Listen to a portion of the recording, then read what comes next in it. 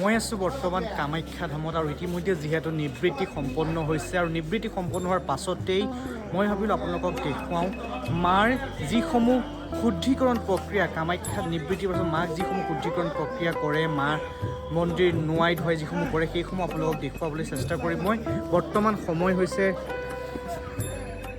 3:30 বাজি গৈছে আৰু ইতিমধ্যে কামাখ্যা মন্দিৰৰ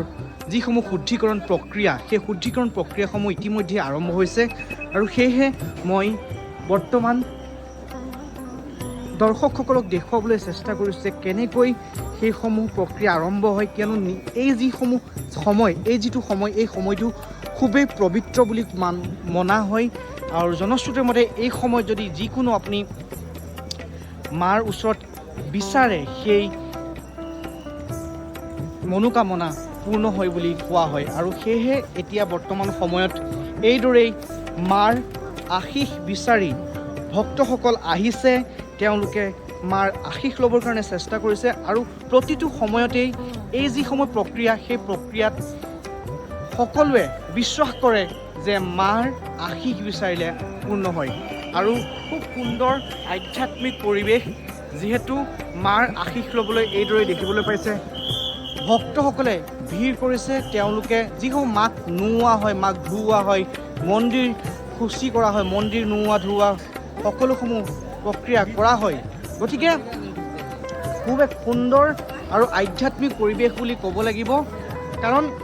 প্ৰতিটো সময়তেই এইদৰেই বৰ্তমান দেখিবলৈ পাইছে এয়া ভক্ত ৰৈ আছে যিহেতু মাৰ যিসমূহ শুদ্ধিকৰণ প্ৰক্ৰিয়া সেইসমূহ সম্পন্ন কৰি থকা হৈছে মই আপোনালোকক সম্পূৰ্ণ মন্দিৰভাগ এবাৰ দেখুৱাবলৈ চেষ্টা কৰিম এই সময়ত যিসকলে পৰিক্ৰমা কৰিছে মন্দিৰ সম্পূৰ্ণ মন্দিৰভাগ যেন তেওঁলোকে ঘূৰিছে ঘূৰি যি মনৰ কামনা সেই পূৰ্ণ কৰাৰ আশাৰে এইদৰেই মা কামাখ্যা দেৱালয়ত নিশা 3:30 বজাতো এইদৰে ভক্তৰ ভিৰ দেখিবলৈ পোৱা গৈছে তলতো দেখিবলৈ পাইছোঁ যথেষ্ট সংখ্যক ভক্ত আহিছে তেওঁলোকে মাক আশীষ বিচাৰিছে তলত ৰৈ আছে মাক দৰ্শন কৰিব যিহেতু আজি পুৱা সূৰ্যৰ কিৰণ মাৰ দুৱাৰত পৰাৰ লগে লগেই মাৰ দুৱাৰ ভক্তৰ কাৰণে খুলি দিয়া হ'ব আৰু তাৰ পাছতেই এইদৰে যিসকল ভক্তই এতিয়া বৰ্তমান দেখিবলৈ পাইছে বাহিৰতেই পূজা অৰ্চনা কৰিছে মাৰ আশীষ ল'বলৈ চেষ্টা কৰিছে সেয়া পোহৰ হোৱাৰ লগে লগেই তেওঁলোকে ভিতৰৰ পৰা চাবলৈ পাৰিব মই মন্দিৰৰ পূৰ্ণ পৰিক্ৰমা এবাৰ কৰি দেখুৱাম আপোনালোকক আৰু সকলোৱে মংগল কামনাৰে এইদৰেই মাৰ আশীষ বিচাৰিছে মই এবাৰ সম্পূৰ্ণ পৰিক্ৰমা কৰিম মন্দিৰৰ আপোনালোককো সেই দৃশ্য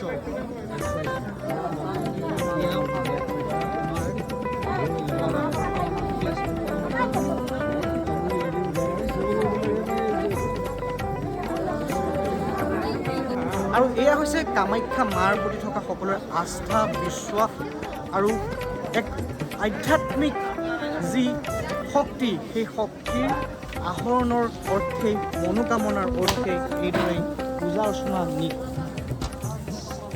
নিশাৰ ভাগতো চলি আছে আৰু সম্পূৰ্ণ পৰিক্ৰমাটো মই আপোনালোকক এবাৰ দেখুৱাই যাম